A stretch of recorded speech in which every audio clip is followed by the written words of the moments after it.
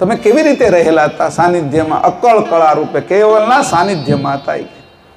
આપણે બધા ક્યાં હતા?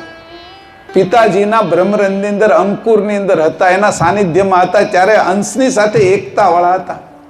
અને એ અંકુર જુદું પડ્યું અને આ બાજુ ઘાટ આપણે જ્યારે બંધાણો અને અંશે પોતાની વૃત્તિ આ શરીર ઉપર મૂકી, પછી અંશને આપણે જાણી શક્યા નથી. અંકુરમાં હતા ત્યાં સુધી અંશની સાથે એકતા હતી. પિતાજીના બ્રહ્મરંધની અંદર કે રાજા કે રંક હી ખરા જાણ્યા દોય.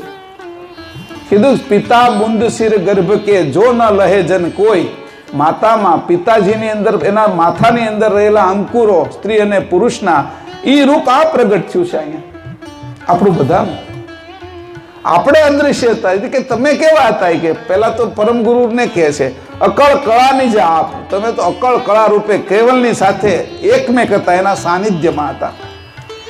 કલાધરી કારજ કરનાર, અને કળા ધારણ કરીને તમે આ કાર્ય કરવા માટે, અંશોને તારવા માટે કેવલના સંઘમાંથી આ બાજુ આવીને જે અનાથ થયા છે, જેને કોઈ અહીંયા પોતાના નથી એવું જે જાણી ગયા છે કે આમાં મારું કોઈ નથી, હું એકલો છું, અનાથ છું, આમાં કોઈ તત્વ મારા સજાતીના નથી, એવા જે અલગ થયેલા છે અંશો તત્વથી, એને હવે કોઈનું શરણું ગમતું નથી, એવા કૈવલના શરણે લાવવા માટે હે કરુણેશ, હે પરમગુરુ, આપ પોતે અહીંયા આવ્યા છો, એ મારે વાત કરવી છે બધાને. એટલે અહીંયા કહે છે અહો ધન્ય અશરણ શરણા, તમને ધન્યવાદ છે કે જે બધા તત્વથી અલગ છો એ જશે ક્યાં? એની અંદર તો કઈ ખબર નહીં પડે, વેક્યુમ થઈ જશે. હવે મારું કોઈ નથી એવું જેની જગતમાં માની લીધું, કોઈ તત્વ મારા નથી એની સમજી લીધું, તો હવે એને આધાર કોનો?